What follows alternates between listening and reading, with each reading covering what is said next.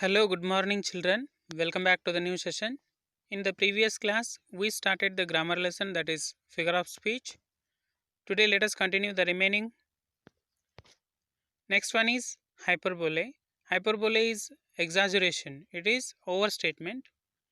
It is an expression intended to emphasize the characteristic trait being described. Something which we express with emotion, that is called hyperbole with overstatement. Examples for hyperbole: my shoes are killing me. It is raining cats and dogs. I died laughing. My mom's going to explode when she gets my grades. Here we have two more examples for hyperbole. You are brighter than the shiniest star. The beauty of a lady is exaggerated here, it is overstated. Next one, her brain is the size of a pea. Brain is compared to a peanut, but it is not the real. It is exaggeration, overstatement. Next one is alliteration. Repeated consonant sounds occurring at the beginning of words or within words. The consonant sound which is repeated within words or in a statement. For example, she was wide-eyed and wondering while she waited for Walter to waken. Here the consonant sound W is repeated, that is was sound, right? One more example. Athlete Antonio ate an apple at Applebee's.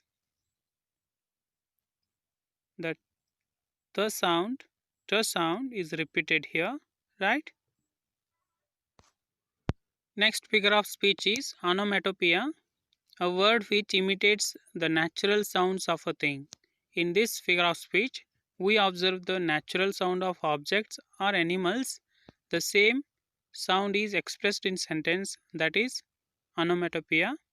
It is a word which is sound of that thing. For example, the buzzing bee flew away. The large dog said bow wow, right? Few more examples are given here. The flood water gushed through the town. Gushing sound. The owl hooted in the tree. Hoot.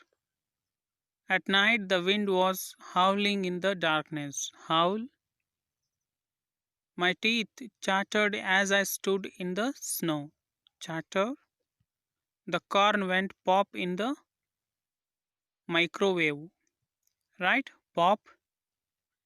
The leaves crunched under my feet as I walked through the woods. Right? Crunch is the word which refers the sound. The car horn beeped loudly. Beep. These are the examples for onomatopoeia. Next one is apostrophe. Apostrophe is a figure of speech in which absent or non-extinct person or thing are addressed as if it is present and capable of understanding. In this figure of speech, the non-living things or the abstract ideas are treated as if they are living and understanding, as if they are interacting with us. This is also known as exclamatory figure of speech because it ends with exclamation mark, right? Let us find the example. Life, I cannot understand you.